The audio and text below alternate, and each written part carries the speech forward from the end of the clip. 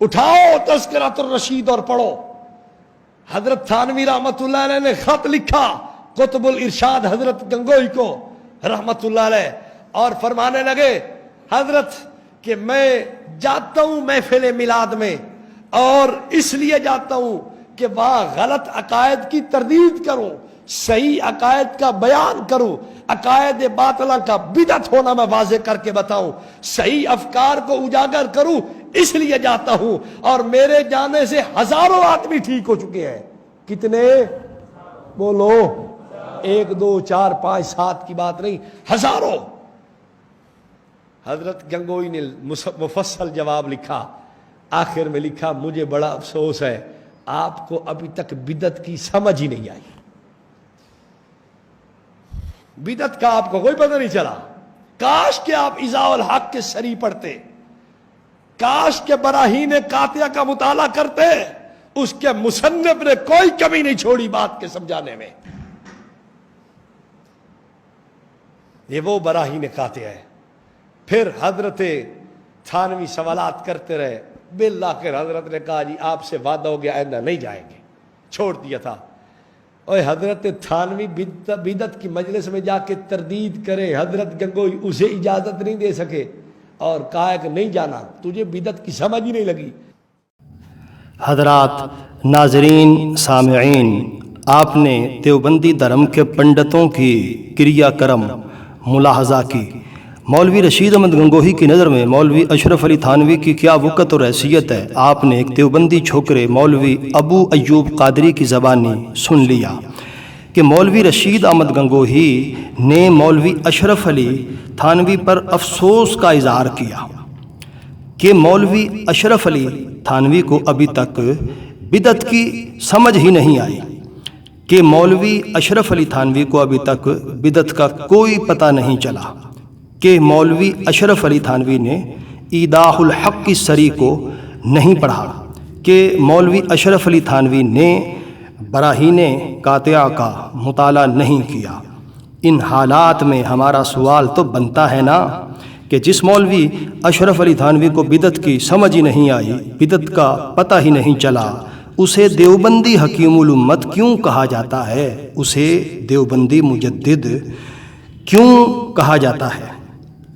یہاں یہ بات بھی قابل غور ہے کہ مولوی اشرف علی تھانوی محفل میلاد میں تو بدعات مٹانے کے لیے چلے جاتے تھے، کیا کبھی مندروں میں، گردواروں میں، سینما گھروں میں، فحاشی اور بدکاری کے اڈوں میں، شراب اور جوئے کے اڈوں میں کفر و دلالت اور بدعات مٹانے کے لیے بھی پہنچے؟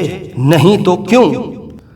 مدرسہ دیوبند کے جلسہ میں اندرا گاندھی ہندو عورت کو تعظیم و تکریم سے بٹھایا گیا، مولوی اشرف علی تھانوی کے چیلے اس بدعت کو مٹانے کے لیے اپنا لشکر جرار لے کر مدرسہ دیوبند کیوں نہیں پہنچے؟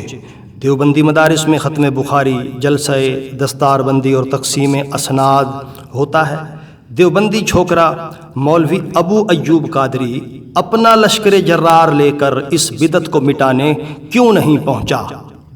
محفل میلاد کے جائز، مستحسن اور مستحب امور تمہیں بدعت نظر آتے ہیں، اور مدرسہ دیوبند کے جلسہ میں اندرا گاندھی کی تعظیم و تکریم جیسی بدعت سیئہ مذمومہ تمہیں جائز، مستحسن اور مستحب نظر آتی ہے۔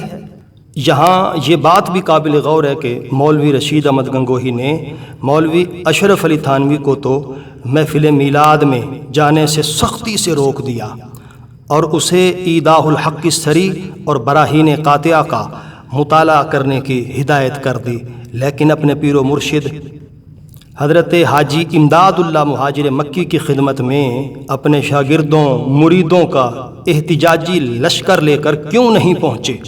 وہ تو اپنے رسالہ فیصلہ ہفت مسئلہ میں صفحہ 8 پر محفل میلاد کو مولود شریف لکھ رہے ہیں، اور صفحہ 15 پر لکھتے ہیں فقیر کا مشرب یہ ہے کہ محفل مولود میں شریک ہوتا ہوں، بلکہ برکات کا ذریعہ سمجھ کر ہر سال منعقد کرتا ہوں اور قیام میں لطف اور لذت پاتا ہوں۔ مولوی رشید احمد گنگوہی، مولوی خلیل احمد امبیٹوی، مولوی اشرف علی تھانوی اپنے شیخ اور مرشد حضرت حاجی امداد اللہ مہاجر مکی کے مشرب اور مسلک سے کیوں منحرف ہو گئے؟ یہ دیوبندی چھوکرا مولوی ابو ایوب قادری ابھی تک خواب خرگوش میں برچھی تانے پھر رہا ہے۔ یوں نظر دوڑے نہ برچھی تان کر، اپنے بھی گانے ذرا پہچان کر۔